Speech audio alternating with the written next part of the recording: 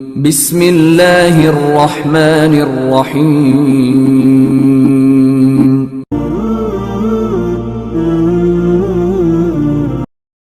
من الشاکرین والشاکرین والحمد للہ رب العالمین۔ الحمدللہ آج 28واں پارہ پڑھا گیا ہے۔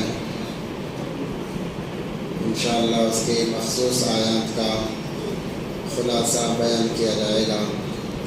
اللہ تبارک و تعالیٰ نے اس میں بھی بہت سارے احکام بیان کیے ہیں۔ مخصوص آیات کے احکام جو بھی آتے ہیں انشاءاللہ ان کو بیان کریں گے۔ یہ پارہ شروع ہوتا ہے بسم اللہ الرحمن الرحیم۔ قد سمع اللہ قول التي تجادلك في زوجها وتشتكي إلى الله والله يسمع تحاوركما إن الله سميع بصير۔ تحقیق کہ اللہ تبارک و تعالیٰ نے سن لی اس کی بات جو آپ سے مجادلہ کر رہی تھی، جھگڑ رہی تھی اپنے شوہر کے بارے میں اور شکایت کر رہی تھی۔ اس کے اندر اللہ تبارک و تعالیٰ نے زہار کا حکم بیان کیا ہے۔ زہار کسے کہتے ہیں؟ ایک انسان نے اپنے بیوی سے کہہ دیا کہ تو میری ماں کی طرح ہے، یا وہ اعضاء جن سے انسان فائدہ اٹھاتا ہے اس کے متعلق انسان نے کہہ دیا تیرے ہونٹ میرے ماں کی طرح ہیں، تیرا پیٹ یا پیٹھ میرے ماں کی طرح ہے، تو بیوی اس پر حرام ہو جاتی ہے اور بیوی سے اس کے بعد میں وہ فائدہ اٹھا نہیں سکتا جب تک کہ کفارہ نہ ادا کر دے، یا غلام آزاد نہ کر دے، یا پھر مسلسل 2 ماہ کے روزے نہ رکھ لیں۔ تو حضرت خولہ رضی اللہ تعالیٰ عنہ ایک صحابیہ ہیں، حضرت اوس ابن الصامت رضی اللہ تعالیٰ عنہ کی بیوی۔ حضرت اوس ابن الصامت رضی اللہ تعالیٰ عنہ نے اپنی بیوی سے کہہ دیا تیری پشت میری ماں کی طرح ہے۔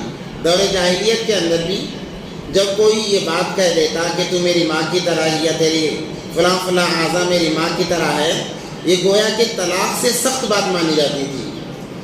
طلاق سے تو حلالہ کے ذریعے بیوی حلال ہو جاتی تھی، مگر ان الفاظ کے کہنے سے بیوی ہمیشہ کے لیے حرام ہو جاتی تھی دور جاہلیت کے اندر بھی۔ تو بہت سارے لوگ ایسے باتیں کر کے اپنی بیویوں کو چھوڑ دیا کرتے تھے۔ جب اسلام آیا تب اس کے احکام کے اندر کچھ ترمیم کی گئی۔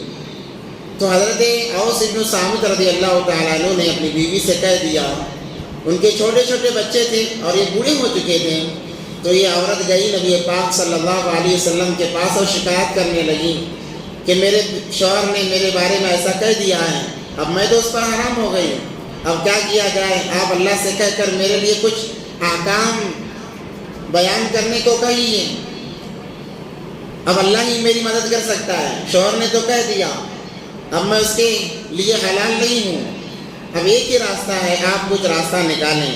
تو نبی پاک صلی اللہ علیہ وسلم نے کہا میں کچھ نہیں کر سکتا، جب تمہارے شوہر نے کہہ دیا تو معاملہ طے شدہ ہے، اس کے متعلق احکام کچھ آئے نہیں ہیں۔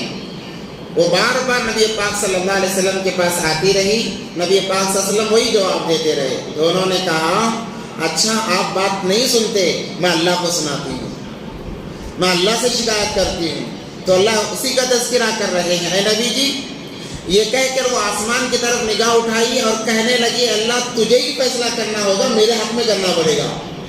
کیا ایمان تھا صحابیات کا، کس سے جھگڑ رہی ہیں؟ اللہ سے۔ اور اللہ کو بہت پسند آتا ہے جب بندہ اللہ سے جھگڑتا ہے کہ اللہ یہ کام کوئی نہیں کر سکتا، تو کر سکتا ہے، تجھے ہی کرنا پڑے گا۔ جب بندہ ضد لگاتا ہے اللہ کو بڑا پیار آتا ہے۔ تو جیسے ہی حضرت خولہ رضی اللہ تعالیٰ عنہ نے ضد لگائی، اللہ نے اس صورت کو اتارا، کہنے لگے اللہ تبارک و تعالیٰ اے نبی جی تحقیق کہ تمہارے اللہ نے سن لیا ہے تمہارے آپس کی گفتگو۔ اما عائشہ رضی اللہ تعالیٰ عنہ فرماتی ہیں یہ آیات جب نازل ہو رہی تھی میں وہی بیٹھی ہوئی تھی، وہ اتنا آہستہ بات کر رہی تھی کہ مجھے سننے میں دقت ہو رہی تھی، مگر اللہ کہہ رہا ہے آپ دونوں کی گفتگو کو ہم نے سن لیا ہے۔ اپنے شوہر کے بارے میں وہ آپ سے بار بار مجادلہ کر رہی تھی، جھگڑ رہی تھی، آپ سنا دیجئے الذین یظاہرون منکم من نسائہم ما ہن امہاتہم، ایسا کہنے سے کسی کی بیوی اس کی ماں بن نہیں جاتی. ان امہاتہم الا اللائی ولدنہم، ان کی مائیں وہی ہوں گی جنہوں نے ان کو جنا ہے. والذین یظاہرون من نسائہم ثم یعودون لما قالوا فتحریر رقبہ، جو ایسا کہہ دے، ایک تو کہنا جائز نہیں ہے، حرام ہے، جو کہہ دے تو میری ماں کی طرح ہے، تیرے فلاں فلاں اعضاء میری ماں کی طرح ہے، بیوی حرام ہو جاتی ہے. اب اسے حلال کرنے کے طریقے بتا رہے ہیں. فتحریر رقبہ، ایک غلام آزاد کرنا پڑے گا. من قبل ان یتماسا، بیوی سے فائدہ حاصل کرنے سے پہلے. ذرا توجہ سے سنیں، اگر ویسے ہی بیوی کے ساتھ رہنا ہے تو رہ سکتا ہے، مگر بیوی سے فائدہ اٹھا نہیں سکتا. فائدہ اٹھانا ہے ایک غلام آزاد کرنا پڑے گا. ذالکم توعدون بہ فمن لم یجد فصیام شہرین متتابعین، اگر غلام آزاد نہیں کر سکتا 2 ماہ کے مسلسل روزے رہنے پڑیں گے، 60 دن 2 ماہ کے مسلسل روزے رہنے پڑیں گے. من قبل ان یتماسا، فائدہ اٹھانے سے پہلے. فمن لم یستطع فاطعام 60 مسکینا، اگر وہ بھی نہیں کر سکتا تو 60 مسکینوں کو 2 مرتبہ عمدہ کھانا کھلانا پڑے گا، تب جا کر بیوی حلال ہوگی، ورنہ پھر اسے طلاق دے کر فارغ کر دے. یہ زہار کا معاملہ اللہ تبارک و تعالیٰ نے حضرت خولہ رضی اللہ تعالیٰ عنہ کے متعلق نازل فرمایا، سب کے لیے ہیں. تو اس میں ہمیں یہ سبق ملتا ہے کہ جب انسان اللہ سے جھگڑتا ہے کسی معاملے میں، اللہ کو منانے کی کوشش کرتا ہے، اللہ تبارک و تعالیٰ اس کی بات کو سن لیتے ہیں، اللہ اس کی بات کو رد نہیں کرتے. اسی لیے چاہیے انسان کو کہ ہمیشہ ہر معاملے میں اللہ تبارک و تعالیٰ کی طرف رجوع کریں. اس کے بعد میں اللہ تبارک و تعالیٰ نے اسی بارے میں فرمایا، یا ایھا الذین آمنوا اتقوا اللہ ولتنظر نفس ما قدمت لغد، اے میرے بندو، اے ایمان والو، دیکھو روزانہ اپنے دل کا محاسبہ کرو کہ ہم نے کل کے لیے کیا بھیجا ہے. کل سے کیا مراد؟ قیامت کے لیے. ہم نے آج کے دن میں اپنی اگلی زندگی کے لیے کیا کیا ہے. جیسے انسان تاجر محاسبہ کرتا ہے، میں نے آج تجارت میں کتنا کمایا ہے.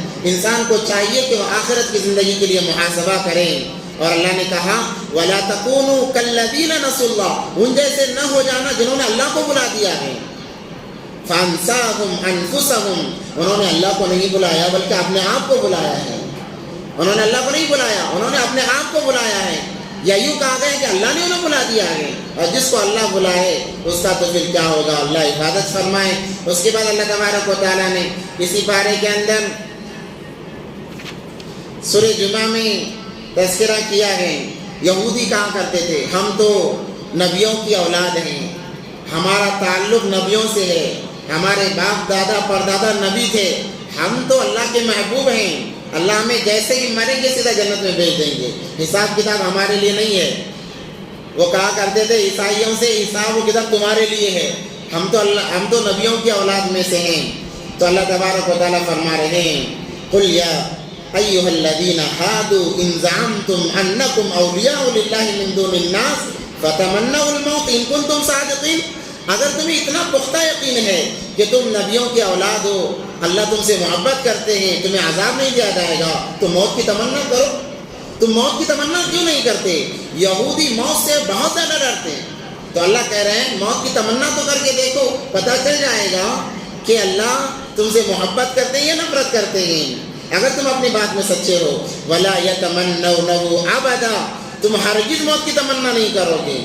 بما قدمت ایدیہم واللہ علیم بالظالمین، اللہ تمہارے ظلم کو جانتے ہیں، جو تم نے اپنے اوپر ظلم کیا ہے اللہ اس کو بہترین جانتے ہیں. اس کے بعد منافقین کا تذکرہ ہو رہا ہے. مکمل صورت اللہ تبارک و تعالیٰ نے منافقین کے بارے میں اتاری. اے نبی جی آئیں گے منافق آپ کے پاس میں، کہیں گے ہم آپ کے ساتھ میں ہیں، آپ کو نبی مانتے ہیں، مگر ان کے بہکاوے میں نہ آنا.